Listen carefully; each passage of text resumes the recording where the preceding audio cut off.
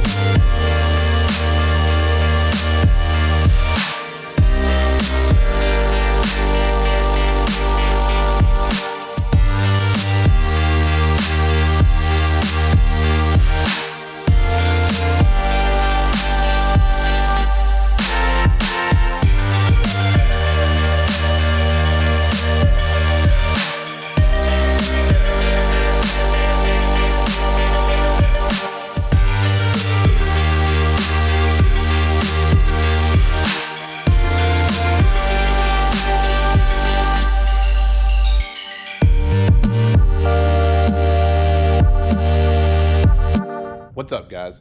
It's the next morning and we're back working on this Jeep. We made some good progress yesterday. We got the intake manifold off. We have the new injectors installed in the rail, the spacer kit's on it. We're working on relocating the power steering pump, which is down there. Uses a couple of brackets. This one just kind of moves it over a little bit. Working on getting that installed, and then we've got to modify the intake manifold, because when you put the intake back on, the way it wraps over these fuel rails, it doesn't clear the rails with the spacers underneath it. So just got to do a couple of modifications on that, change out the tensioner pulley to the supplied one that came with the kit. It's been pretty smooth so far. We already have the tune and everything done, because that's actually the first step with this. And I guess to explain that a little more, so on these Jeeps or any newer I guess Dodges, anything Mopar, these ECUs, you have to have them unlocked. So in this one, instead of setting the original one off and having it unlocked, the owner of the Jeep just bought a brand new one and had it unlocked and everything. So we dropped it in, fired it up, made sure that it ran, then turned it off and uploaded the tune provided by RIPP. So it's got the supercharger tune on it already. All that's good to go. Good bit more work. We've got the electric fan is out. We've got to modify it. I believe it's this area, but I'll double check the instructions. A lot of clearancing we got to do. We got to figure out how we're going to mount the intercooler, and then, you know, deal with fitment with the aftermarket stuff. We also have the new coils that have got to go on. But looking at the plugs yesterday, they're, you know, pretty old. So we're gonna get a new set of NGKs, and we're gonna get them one heat range colder than what, you know, what's stock in here, and we got to gap them down and all that stuff. So we'll get those today from the parts store, get those in, and then get the new coils and everything installed. There's, you know, a good bit of piping and stuff that's all got to be installed. A lot of stuff in there. But yeah, it's moving along. We're gonna get to it, try to get it knocked out today, because today is Saturday and David's got to drive this thing to work on Monday, so we got to get it wrapped up. Cool, let's get to it.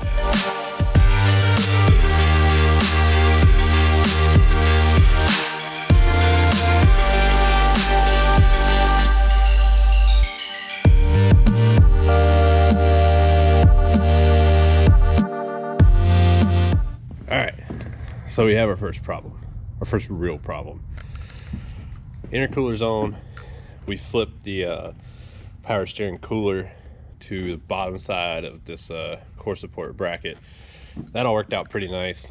All went together good. Everything's trimmed on the edges here, but the power steering reservoir is in the way, like all up in the way.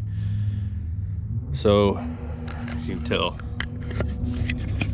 charge pipe has to come up at an angle and into here. That's where this set, right in this area.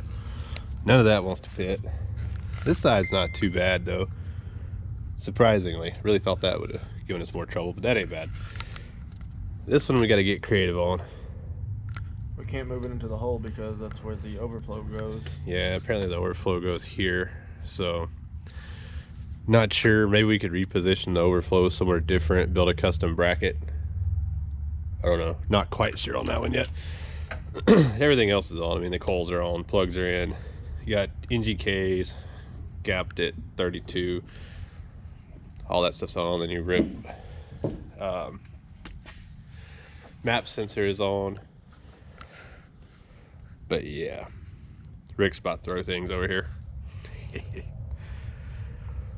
heard that saying, 10 pounds of stuff in a 5-pound bag? Yeah, that. 30-pound bag. This, oh, yep. I mean, this is made for a stock Jeep, not a modded Jeep. Yeah, no, it is made for a stock Jeep. I mean, on the upside, we got to modify the fan still and put it in here and test fit that, but we're down to kind of the last things. We got to put some T's in on some vacuum stuff, but I think that's the last like big thing. Like, we solved that, then we're home stretch after that. Pretty sure. The Jeep pissed itself. Yeah. I mean, because once we figure out that situation over there, then it's basically just buttoning everything up and then putting everything back and topping fluids off. Yeah. Yeah. So yeah, we're gonna have to bleed the power steering now. Yeah. So yeah. that may make it easier. Which I'll say, in all fairness though, it did leak because one of his clamps was actually not tight enough. That hose actually slipped off just moving the tank a tiny bit, so, which is what the spill on the floor is from. But either way, that is the current update. So yeah, figure out how to get that, all of that over there. Oh. And then, But I will say this though, it is going a lot smoother than expected. I was honestly expecting to get in here and run into situations left and right, but it's been pretty smooth up until now. we've had a few complications, but they ain't been nothing major yet until that one. That's a big one. That's literally the biggest complication we're having. Moving along though. All right, well, guess we can get to that and then pick this back up in a second. All right, so it's day 3 on this Jeep, because last night, late at night, the weld machine decided that it didn't want to party no more, so it stopped working. So we said, screw it, come back today, fix the weld machine, started fabbing brackets again, found a home for the power steering reservoir. The coolant overflow goes right here. Nick's making way over there some last minute modifications to that bracket. Rick's over here showing off with the over under something over the shoulder coolant pour. But supercharger's on it, intercooler is mounted, everything's done, piping is tight. We need to revisit that one. I'll have Alex look at that. Filter's on, everything's going back together. Those brackets were a pain in the butt. It took forever to figure that stuff out. We got to bleed the hydraulic assist on this thing. So we get it right before we fire it up, we'll work on that. But yeah, we got to put the grill back on and everything else. But mostly there. We're making progress. Yeah, we're making progress. It's been a long day. It's been a lot of. It's been a long weekend. It's been a very long weekend. And it's not a bad kit. It's not a bad kit. It's just this is a highly modified Jeep that has a lot of stuff going on that kit is not designed for. So trying to work around those issues and figure out how to move that power steering reservoir and everything, that was a big deal. It uses a certain type of fluid. I mean, there's a lot of little technicalities to it. So got it figured out. We got everything narrowed down. So now we're just trying to wrap everything up and then fire this thing up, make some boost, see what it does. Should make some good power.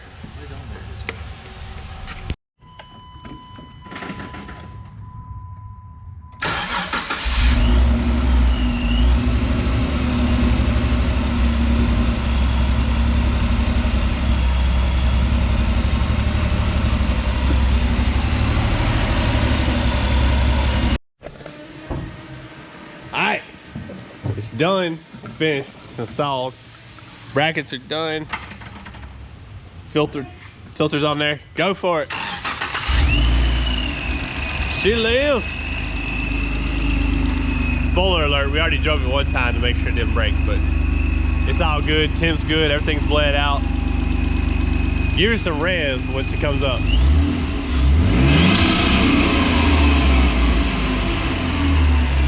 Yeah,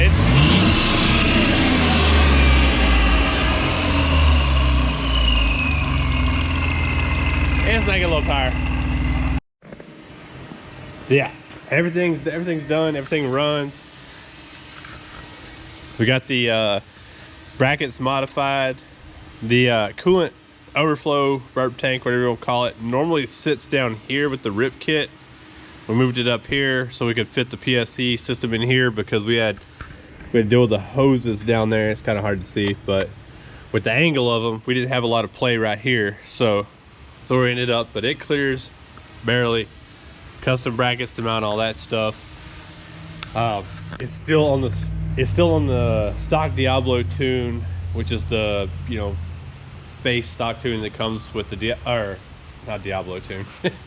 It's the base RIPP tune that comes with the Diablo program in there. Air's on the fat side, so it's probably got more power in it. We're going to adjust that in a future video. But for right now, we're just going to run it and break it in on what it comes with. We can lean it out definitely a little bit over what it's at and adjust the timing a little bit. But yeah, it's in there very, very tightly. This kit is no joke on fitment. This is ridiculously tight. It's tight in a stock form, and like we mentioned earlier in the video, it's got the S-Pod system, it's got the ARB pumps and stuff on it. So I mean, there's everything underneath here. So the VSC system's bled out, everything works there. Got the RIPP coils on it, bright orange things. Check out that intercooler.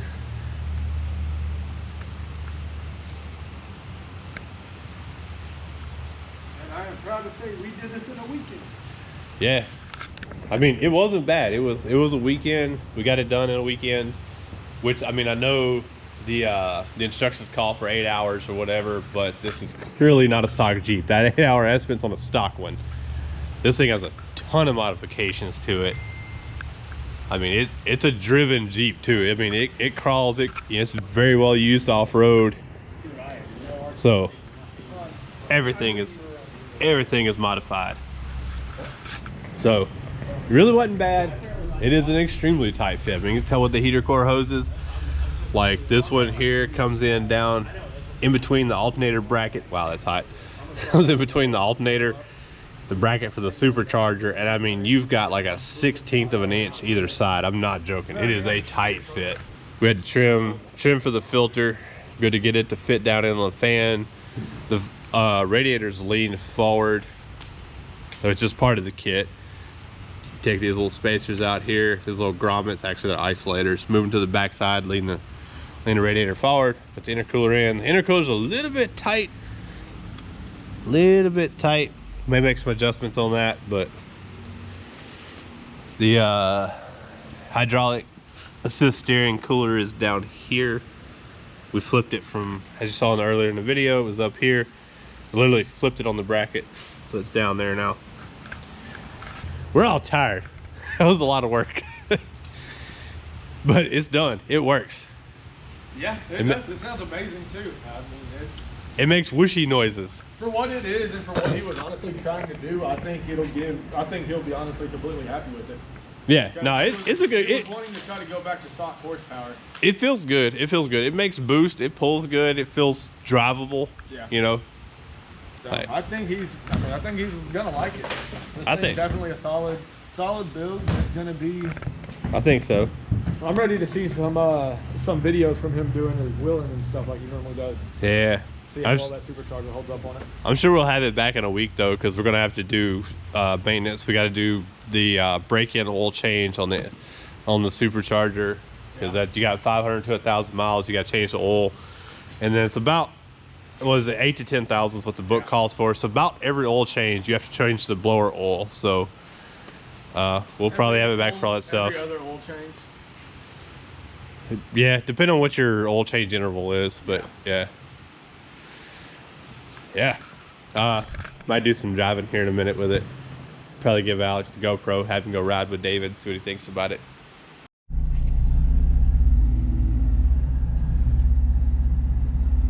I say Rick and Brandon took it out earlier, drove it up and down the road, and she gets. So hopefully this is what you were looking for, and getting a little bit of your power back on it. So I can get on it.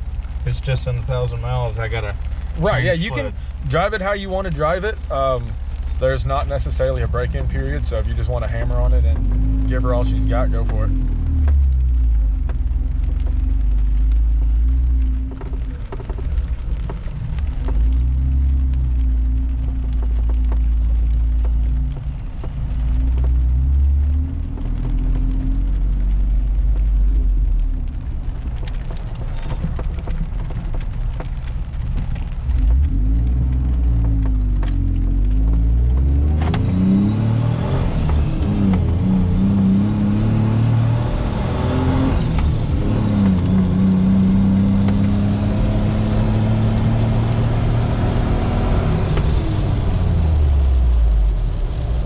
Feel a little stouter?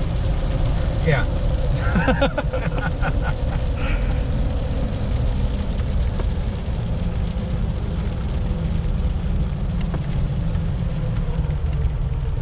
Definitely gonna take some getting used to having a new sound coming from under the hood with this thing. Oh yeah.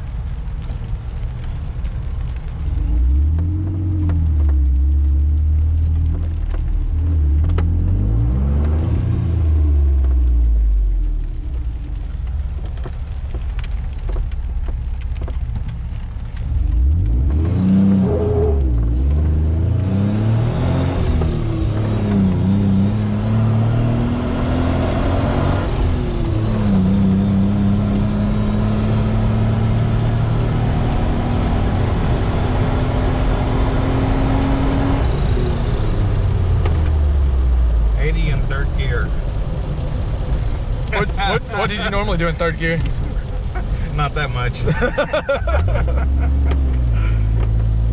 Yeah, this supercharger is definitely a big game changer for this Jeep.